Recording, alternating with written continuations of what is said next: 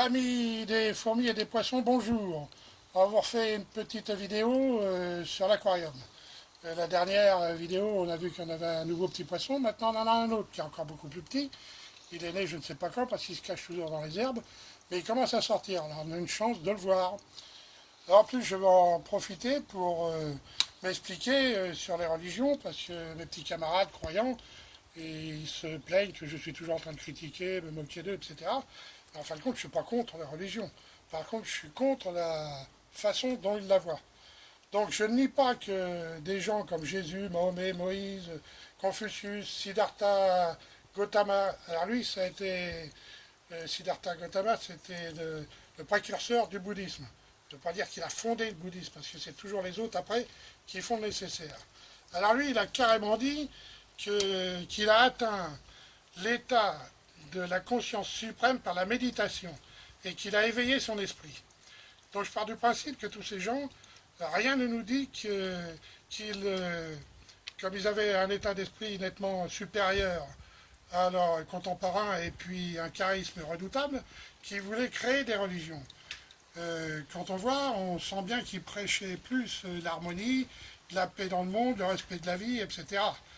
Et ils voulaient sûrement apporter un nouveau modèle spirituel et social à leurs contemporains. Mais les petits esprits qui les entouraient n'ont jamais compris cela. Du reste, on n'a pas besoin de chercher bien loin, Weinstein. Trop en avance sur son temps, il a subi les pires calomnies dans son pays, jusqu'à l'exil. Et si jusqu'à l'exil, je dis bien, il était en voyage, je ne sais plus où du reste, il n'est pas revenu en Allemagne, ils avaient brûlé sa maison. C'est pour vous dire, à la fin de sa vie, il a même dit, si j'avais su, j'aurais fait plombier, j'aurais été bien moins emmerdé. Donc les contemporains de ces esprits éveillés, qui avaient une vision du monde nettement supérieure à eux, n'avaient rien, et ces petits esprits n'avaient rien compris, ont cru bon de créer des religions. N'oubliez pas que tout ce que l'on connaît sur les religions a été écrit après la mort de ces grands esprits. Même Mahomet, ce sont des brides de ce peu qu'il avait écrit, parce qu'il n'a pas écrit grand-chose, qui ont été repris et réécrites après sa mort, et les gens ont rajouté de la crème chantilly, ou bien de la morora, suivant le courant qu'on prend, et ils ont créé le Coran. Il n'est pas tombé du ciel du tout. Alors tous ces écrits ont été faits par des esprits étroits, qui n'avaient rien compris. Et cependant, comme partout, il y a toujours des petits malins qui se sont rendus compte que c'était une bonne solution pour tenir tout le monde en laisse, par la peur d'un Dieu tout-puissant. Ainsi, les hommes se sont pris dans un filet qu'ils ont tissé eux-mêmes. Ils se croient éveillés parce qu'ils voient, ils écoutent, ils parlent, ils marchent, mais ils marchent tirés par leur filet comme un troupeau de vaches qu'on mène à l'abattoir. Malgré tout, ils restent indifférents à leur sort parce qu'ils ont peur de se remettre en question, peur de leur Dieu qui les enverrait en enfer s'ils n'obéissent pas.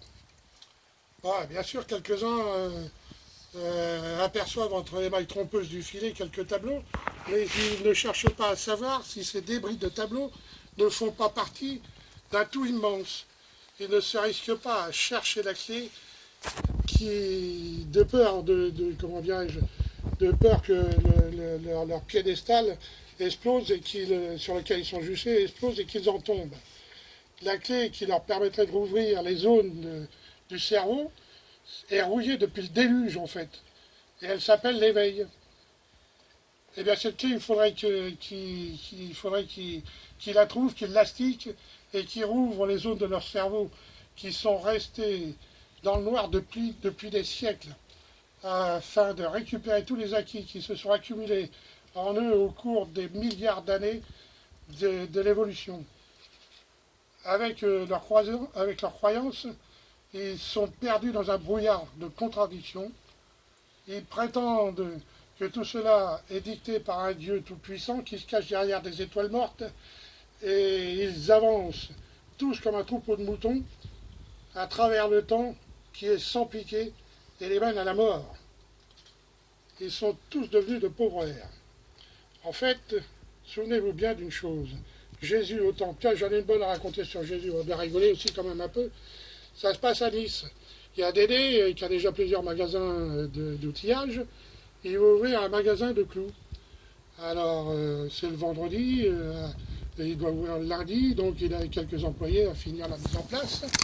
Et puis il a son copain Gégé qui passe. Et Gégé donc il visite tout ça, il regarde, il y a des clous de toutes sortes, à tête ronde, à tête carrée, à tête ovale, des clous en cuivre, en bronze, en fer forgé, et il y a tout.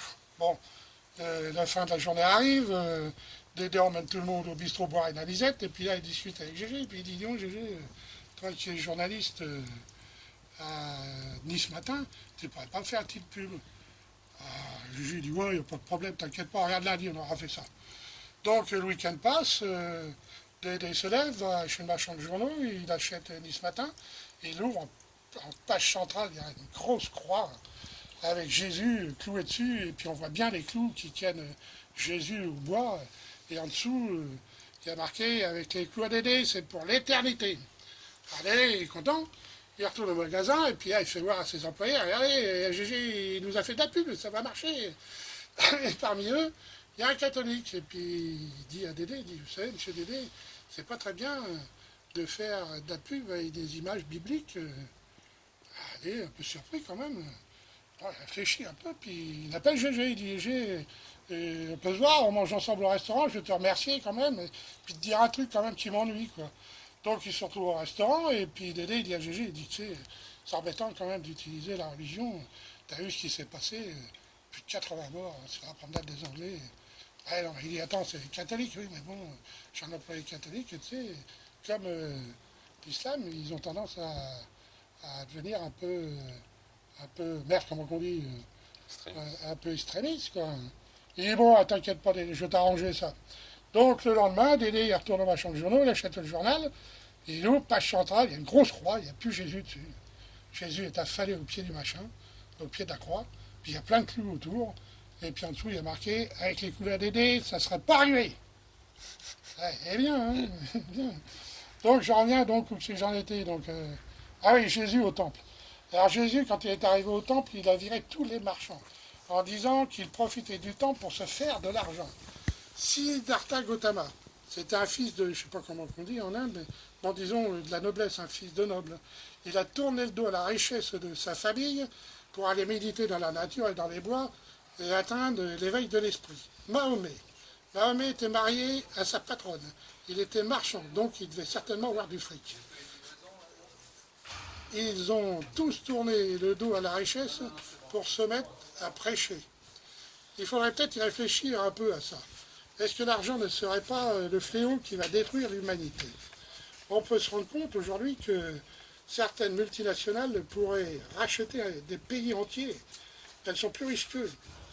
Cela me donne l'impression qu'elles visent la souveraineté sur la terre pour faire le bonheur de quelques marchands qui sont déjà tout le pouvoir sur les industries. Il faut bien y réfléchir. Et ces décideurs, c'est-à-dire les plus gros actionnaires, prennent des décisions à leur profit et font pression sur les gouvernements. Et comme la majorité des dirigeants des pays sont millionnaires, ils ont tous des billes dans ces grosses multinationales, ils ne vont pas scier non plus la branche sur laquelle ils sont assis. Alors donc ils se mettent tous d'accord pour déclencher quelques guerres bien choisies. Bon, il ne faut pas qu'elles dérapent, et encore, parce que la guerre leur permet de vendre leur production et s'enrichir. Il ne faut pas oublier que la guerre fait vendre l'acier, les armes, la nourriture, la pharmacie, et ensuite, il faut tout reconstruire, voyez-vous. Vous comprenez bien ce que je veux dire? Je pense aussi que les guerres sont le contre-feu des révolutions. Pendant qu'on parle de la guerre qu'on fait à l'extérieur, on ne parle pas de la merde qu'il y a dans le pays. Voyez-vous? Et ces multinationales arrivent par là à contrôler les peuples. Et par contre, elles ont fait disparaître les conflits commerciaux avec une entente et des prix fixés par complicité. Elles vont par ce biais jusqu'à créer des lois, les mêmes pour toute la planète, sans tenir compte des différences entre les peuples. Ces décideurs haut placés continuent à faire avancer le progrès bien encadré pour en lâcher le minimum. Il ne s'agit pas de projet pour un pays ou quelque chose, mais d'une mondialisation. C'est un mot que l'on entend dans toutes les bouches de nos dirigeants maintenant. Cette mondialisation laissera pour compte tout ce qui n'a aucune valeur financière. Et des tas de moutons foncent tête baissée, se croyant investis d'une mission pour se battre jusqu'à en crever. Et pendant ce temps-là, les comptes en banque des gros actionnaires continuent à enfler. Donc c'est pour ça que je dis qu'un jour arrivera la révolution spirituelle. Bon, j'appelle à une révolution quelque chose qui change la vie de l'homme en bien. Comme le feu, se mettre sur deux pattes. Il y a un truc dont on ne parle jamais et qui est vachement important pour l'homme préhistorique, c'est de ne plus avoir peur de l'eau. C'est-à-dire la nage, fabriquer des radeaux, ça leur a permis de traverser les rivières, descendre le fleuve sur un radeau pour arriver jusqu'à la mer. C'est par là qu'ils ont fait leur plus long voyage. Bon, après il y a eu la pierre taillée, le bronze, etc. Là, on est en train de rentrer dans une période merdique avec l'intelligence artificielle qui va prendre le pouvoir sur nous. Maintenant, on a la spiritualité. La spiritualité, vous avez bien compris que ce n'est pas les religions. Notre corps a perdu toutes les possibilités qu'il avait. Il n'utilise plus du tout notre énergie interne qui nous reliait aux forces de la nature. Et c'est pour ça que je dis que par les armations, on peut remettre un peu de lumière dans les pièces noires de notre cerveau. Mais il faut apprendre et aller chercher au plus profond de soi-même. Et apprendre exige une pratique constante. Je ne dis pas que d'autres choses, d'autres sports, d'autres principes peuvent amener à l'éveil. Comment tu dis le foot? Ah, le foot. Le foot, on va parler du foot, hein, puisque vous voulez en parler. C'est pas avec le foot que vous arriverez à éveiller votre esprit. Le foot, c'est un sport de feignant. J'ai regardé un match une fois, France-Russie. Alors on va rigoler. C'est qu'il y a du boulot hein, avec le foot. Ils sont deux commentateurs. Alors, alors je fais le commentateur. Qui Petrovici passe à Bezasi-Sulkov. Bezasi-Sulkov revient à Qui Petrovici. Qui passe à Trente Kouyanski. Trente Kouyanski manque son contrôle. Kouyaté, le français, récupère la balle. Il a du champ devant lui. Il remonte le terrain. Entre dans la surface de réparation. Je ne sais pas pourquoi ils appellent surface de réparation. J'ai jamais eu de travaux là-dedans.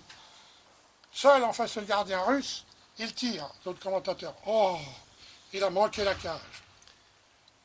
Moi, à ce niveau, je pensais que c'était tous des tireurs d'élite, les mecs. Hein. C'est quand même les meilleurs joueurs de la nation. Ils représentent leur nation. Hein. Et bien le mec, à 10 mètres des buts, et des buts qui font 7 mètres 32 de large, 2 mètres 44 de haut, et bien notre ami Kouyaté tire 5 mètres à côté. Eh, attends, oh, rigole pas. Hein. Avant, les poteaux étaient carrés. Là, il faut le dire aussi, ça. Et il n'y avait pas assez de buts qui rentraient. Parce que le ballon, il tapait, même si il tapait, disons, comment dirais-je, décentré du côté de la cage, le ballon rebondissait droit dans l'aire de jeu. Alors pour qu'il y ait plus de buts, ils ont mis des poteaux cylindriques. Comme ça, quand le ballon tape sur le poteau et qu'il est décentré côté cage, ça lui donne un angle et il rentre dans les buts. Ah, ils n'ont rien compris, les joueurs de foot. Il faut demander aux joueurs de billard. Eux, ils connaissent bien les effets de trajectoire. Ils vous renseigneront. Donc, un des commentateurs continue. Avec une course de 80 mètres en 20 secondes, c'est normal que Kouyaté ne soit plus lucide devant la cage. Le mec, il serait dans les commandos, la première mission périlleuse, il est mort. Et 80 mètres en 20 secondes. En athlétisme, ils sont descendus en dessous des 10 secondes pour le 100 mètres. Comment? Qu'est-ce que tu dis? Ah ben, il est bon lui. Alors, il y en a un qui me dit que le mec, il a couru... Attends, comment il a tourné sa phrase? Le joueur, pendant 10 km, court pendant 10 km pendant le match. Il faudra peut-être voir la construction de la phrase. J'arrive même pas à le répéter ce qu'il dit. Alors, il faut savoir aussi que moi, je dis qu'il a marché pendant 10 km. Le marathon, 40 km, il est couru un petit peu plus de 2 heures. C'est fou quand même, hein. C'est quand même... Donc, pour moi, le mec, il a marché. Quoi. Bon, vous voulez qu'on fasse un calcul? D'accord, on va faire un calcul. Alors, faisons les comptes. Donc, alors, 1h30, ça fait 90 minutes. Le mec court 20 secondes toutes les 10 minutes. Ça fait 9 fois 20, 180 secondes. Ça fait 3 minutes. Enfin, il faut que je fasse gaffe parce que j'ai une frangine qui est directrice... comment on dit, directrice... merde, tu sais, s'occupe... Ah, bah, Jolitin, comment on dit, tu sais, ceux qui s'occupent des chiffres dans une grosse société. Comptable, Ah non, elle n'est pas comptable, expert directrice. comptable. Non, directrice financière dans une grosse société. Alors, quand on était petit, quand on allait à l'école, elle lisait déjà des pages de calcul pendant que moi je lisais San Antonio dans les chiottes. Tiens, à propos de San Antonio, il faut que je vous donne un truc. Il faut le savoir. Quand vous lisez San Antonio, vous commencez à la page 80. Et puis, vous feuilletez les pages les unes après les autres en lisant deux, trois lignes. Et là, avant la page 120, vous êtes sûr de tomber sur la meilleure histoire de feste de tout le livre. Quand Ah, monsieur, c'est de la culture, ça, faut le savoir. Je me rappelle plus que c'est que j'en étais, du coup. Donc, le mec, il a couru 3 minutes. On regarderait, on regarderait du tennis, ils sont deux joueurs sur le terrain. Pendant 1 heure et demie, tu verrais 6 minutes de jeu. Tu ne feras rien chier. Alors donc, j'ai compris pourquoi il y avait 11 joueurs dans chaque équipe. Ah oui, ça fait 22 joueurs sur le terrain. Donc, si chaque joueur garde des cours avec la balle pendant 3 minutes, on arrive à 66 minutes. Bon, il me dira, il en manque encore 24, mais c'est normal. Les 24 minutes qui restent, c'est les arrêts de jeu.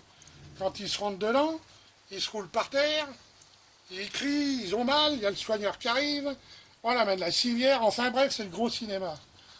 Il faudrait, il faudrait pas qu'ils pratiquent les arts martiaux, ces gars-là, parce qu'ils seraient tout le temps couchés par terre, les gars. Eh oui. Bon, je crois qu'on a assez vu le truc, chers amis. On va s'arrêter là, je vous raconterai d'autres histoires un autre jour. Alors, amis des fourmis et des poissons, je vais vous